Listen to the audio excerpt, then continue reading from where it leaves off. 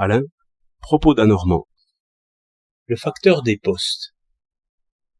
J'ai souvent dit qu'un homme raisonnable devait aimer la loi, le gendarme, et même le percepteur, et qu'une société seulement passable était la plus utile de toutes les inventions humaines. Je viens d'en avoir encore une preuve. Ce matin, le facteur des postes est venu sonner à ma porte. Je l'ai reçu amicalement. Le facteur est le bienvenu partout. On aime avoir son képi et sa boîte de cuir s'arrêter aux portes.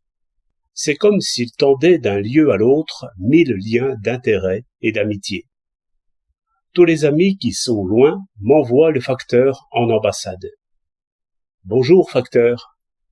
Bonjour, boîte de cuir.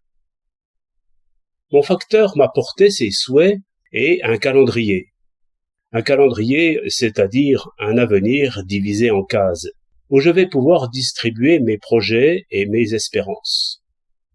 En échange, je lui ai donné 100 sous et une poignée de main. Ce n'était que des politesses, mais nous en pensions bien plus.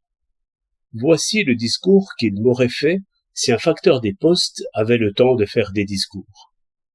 Citoyens, je suis membre du gouvernement provisoire.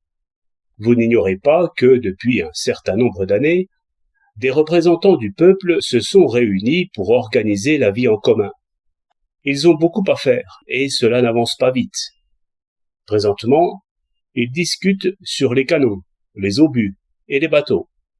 À peine ont-ils trouvé le temps de fixer à un taux convenable leur propre salaire.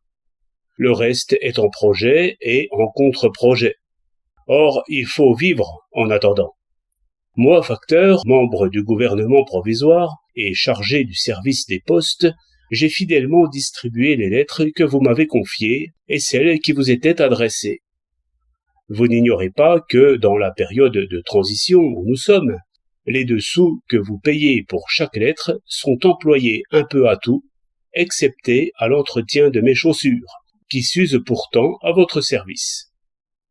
C'est pourquoi je viens, ainsi qu'il a été convenu entre nous, sans loi et sans décret, recevoir votre contribution annuelle, fixée par vous-même, d'après vos ressources et d'après les services qui vous sont rendus.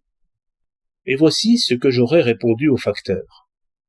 Membre du gouvernement provisoire, magistrat de la société naturelle, gardien des lois non écrites, je te donne 100 sous et je te remercie. Si je devais payer un message pour chaque lettre, mes ressources n'y suffiraient pas. Et que de lettres jetées au ruisseau. Heureusement, j'ai fait société avec toi, et je vis tranquille, car ton amitié me fait crédit. Nos promesses mutuelles valent mieux qu'une loi. Je n'ai pas douté du facteur, et le facteur n'a pas douté de moi. Renouvelons aujourd'hui ce précieux contrat pour l'année qui vient et pour les autres.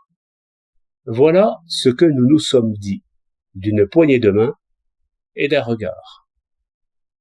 Cela va plus vite qu'une discussion au Parlement. 17 décembre 1908.